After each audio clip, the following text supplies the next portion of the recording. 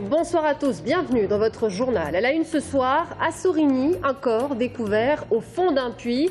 Une découverte entourée de mystères qui fait suite aux auditions de plusieurs suspects. Une information judiciaire est en cours. Au terme d'une année riche en rebondissements, le laboratoire de Touraine se voit finalement confier le contrôle des eaux potables du département d'Indre-et-Loire. Un marché juteux de 413 millions d'euros par an. Baptisé Forum Méliès, le projet du cinéma multiplex à Tours-Nord est en fait bien plus ambitieux. Logement, bureaux, son objectif, faire du nord de Tours un nouveau pôle d'attractivité avec une cinquantaine d'emplois à la clé d'ici 2019.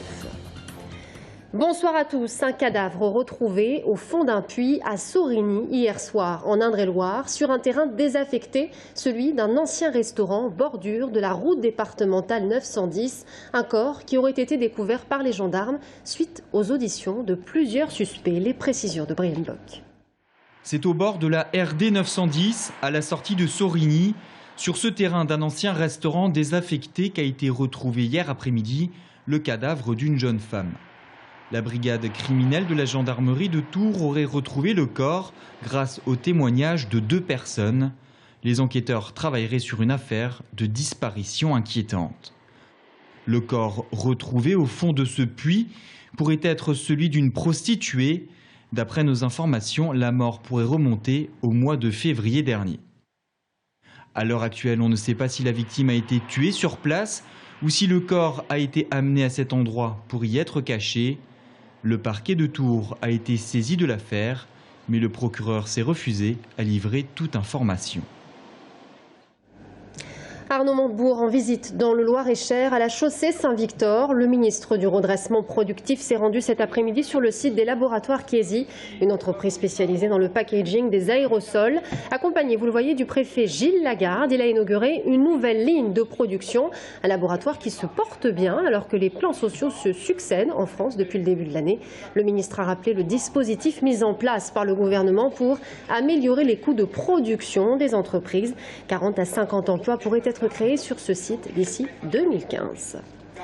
La levée d'écrou a eu lieu ce matin pour Steven Barillet suite à l'ordonnance du juge d'application des peines. Le jeune homme de 25 ans atteint de la maladie de Crohn a quitté le Craquelin, centre pénitentiaire de Châteauroux. Ce matin, il a été transporté à l'hôpital Saint-Joseph à Paris et pris en charge par les équipes médicales sur place. Steven Barillet, condamné, je vous le rappelle, à 20 ans de réclusion. Il bénéficie ainsi d'une suspension de peine, une mesure très rarement accordée par le système judiciaire. Au terme d'une année riche en rebondissements, le laboratoire de Touraine récupère enfin un marché juteux de 413 millions d'euros par an. Ce laboratoire public vient de se voir confier par l'Agence régionale de santé le contrôle des eaux potables du département d'Indre-et-Loire. Un marché qui pourrait être à l'origine d'une création d'une dizaine d'emplois. Anaïs Michaud. C'est en 2012 que le groupe privé Eurofins gagne le marché de l'analyse de l'eau. Pour le laboratoire de Touraine, les conséquences sont lourdes. Moins 10% de chiffre d'affaires, 10 postes supprimés et des clients privés qui s'en vont. Le Conseil général est même obligé d'intervenir pour le maintien du site, sous forme d'une aide allant jusqu'à 2 millions d'euros par an. Comment le laboratoire a-t-il pu perdre l'appel d'offres ? Tout simplement pour un problème de coût. Il est plus de 2 fois plus cher que son concurrent privé. Mais en mars 2013, Eurofins perd son agrément. Le laboratoire de Touraine récupère finalement l'activité. Ce labo, si vous voulez, sa seule vocation, c'est de répondre à une exigence de qualité. Il n'est pas du tout dans une démarche commerciale, il n'est pas du tout dans la rentabilité forte et immédiate. Il est dans une responsabilité de qualité et répondre à l'attente de nos concitoyens. Une mise en concurrence qui avait généré une levée de bouclier de la part de la sénatrice maire Marie-France Beaufils qui dénonçait un dumping, mais aussi de la part de l'association de défense des services publics Convergence 37. Pour nous, l'eau, c'est un bien commun comme l'air. Et donc, on estime que le service public est mieux placé pour gérer ce genre de problématiques. Pas le même coût entre public et privé, mais pas le même service non plus. Le laboratoire de Touraine présente des atouts majeurs. La proximité d'abord. Nous sommes en mesure de réagir immédiatement à des sinistres comme celui qui s'est produit très récemment dans la Loire, où nous avons une pollution par des hydrocarbures. Et puis après, eh bien, c'est la technicité, les compétences, Nous avons du personnel qualifié. Le laboratoire de Touraine recommencera donc dès 2014 à procéder aux analyses de l'eau, depuis celle des nappes phréatiques et alluviales jusqu'à celle qui coule dans nos robinets. Coup d'envoi de la collecte annuelle de la Banque alimentaire. 1500 bénévoles à pied d'œuvre pendant 2 jours en Touraine, dans les hyper et supermarchés pour venir en aide aux plus démunis. L'an dernier, cette initiative avait permis d'aider 7800 personnes en Indre-et-Loire grâce à 240 000 repas, 25 millions sur l'ensemble de l'Hexagone. On écoute les bénévoles. Ils donnent selon leurs moyens. Et puis je pense qu'il y a de la solidarité quand même, malgré la crise, malgré les problèmes qu'on connaît tous.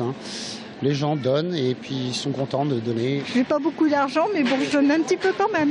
Par solidarité, parce qu'il m'est arrivé dans ma famille d'avoir des proches qui avaient besoin de la banque alimentaire. Voilà, alors tous les ans, je donne. Alors que le feuilleton cinéma studio versus multiplex est loin d'être terminé, on s'intéresse ce soir au projet du promoteur ICAD, un cinéma multiplex qui devrait s'installer sur le site de Tournord. Mais pas seulement. Baptisé Forum Méliès, le projet est en fait bien plus ambitieux. Son objectif, faire du nord de Tours un nouveau pôle d'attractivité avec une 50aine d'emplois à la clé d'ici 2019. Les précisions d'Agnès Michaud.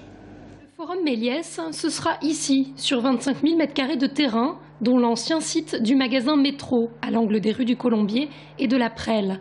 Un projet de complexe qui réunira autour du cinéma de 9 salles, 9 000 m² de bureaux, des logements, 112 pour l'accession à la propriété et 49 logements sociaux, mais aussi 2 restaurants, un hôtel 3 étoiles, une crèche, des commerces et un parking de 500 places. Le mot d'ordre, dynamiser ce site qui représente une belle zone de chalandise. Le nord de Tours, il y a 40 000 habitants sur la ville de Tours. Et autour, si on prend Saint-Cyr, Notre-Dame-d'Oé, Chanceau, Parcé, Rochecorbon, au nord de la Loire, il y a 80 000 habitants.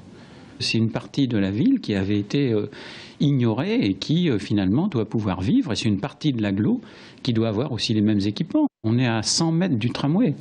Donc on n'a pas fait un tramway, si on l'a fait passer là, c'est pas non plus uniquement pour regarder la campagne. C'est parce que c'est un endroit qui doit se développer et donc c'est prévu au plan local de l'urbanisme depuis longtemps. Et qui dit nouveau pôle d'attractivité dit aussi nouvelles embauches. À travers le projet Méliès, effectivement, c'est plus de 50 emplois prévus sur ce site avec des bureaux, du commerce et évidemment le cinéma de Tournord où effectivement là il y a un vrai manque. Pour l'heure, on ne connaît pas encore les enseignes qui se partageront l'espace commercial.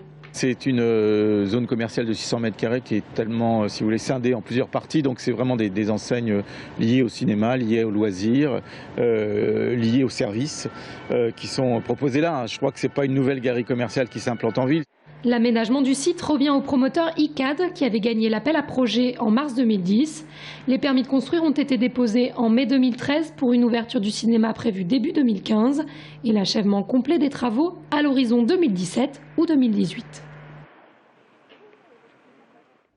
Le sport mis à l'honneur hier soir à Contres dans le Loir-et-Cher. Pour la 4e année consécutive, le top des sports récompensé les personnalités sportives qui ont brillé cette année.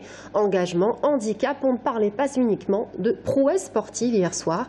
Au total, 5 prix ont été décernés. Romain Delville. Du fair-play, de la mixité, de la combativité et beaucoup d'amitié, voilà ce qu'ont gagné les collégiens devenus lycéens du collège Pierre de Ronsard de Mer.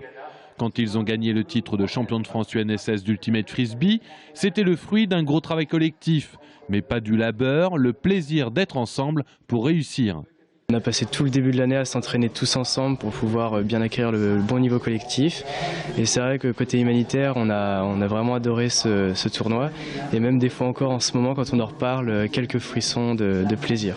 Alors bien sûr, qui dit cérémonie dit quelques discours en introduction.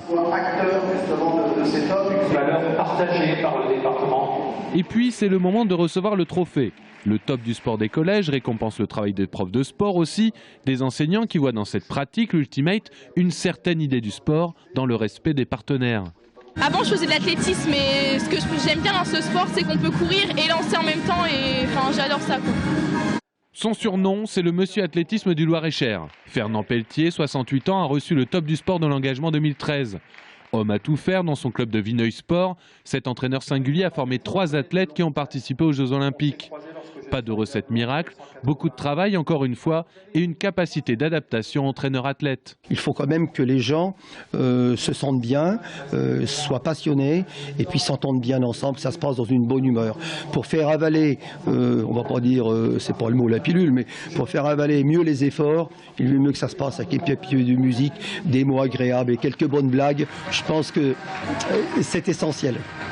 Une approche partagée par Stéphane Diagana, double champion du monde d'athlétisme et invité d'honneur des tops du sport en Loir-et-Cher. Un champion qui a rappelé tout ce qu'il doit en tant qu'athlète à ses entraîneurs. Et on termine ce journal avec ces images dans les locaux de la Nouvelle République en ce moment même. Myriam Lamar et Loli Muñoz, notre championne du monde française des super légers, et l'Espagnole Loli Muñoz qui s'affronteront demain à la Halle, mon conseil, à l'occasion du gala de boxe anglaise. Et à la veille de ce combat international, c'est donc la traditionnelle pesée officielle dans les bureaux de la Nouvelle République. Voilà, vous le voyez, les princes du ring, Myriam Lamar versus Loli Muñoz, ça se passe demain à 15 h à la Halle, mon conseil, à Tours. Voilà, c'est la fin de ce journal. Merci de nous avoir suivis. Dans un instant, on revient sur les chiffres du chômage avec Paul Ferrandez, directeur territorial de Pôle emploi. À tout de suite.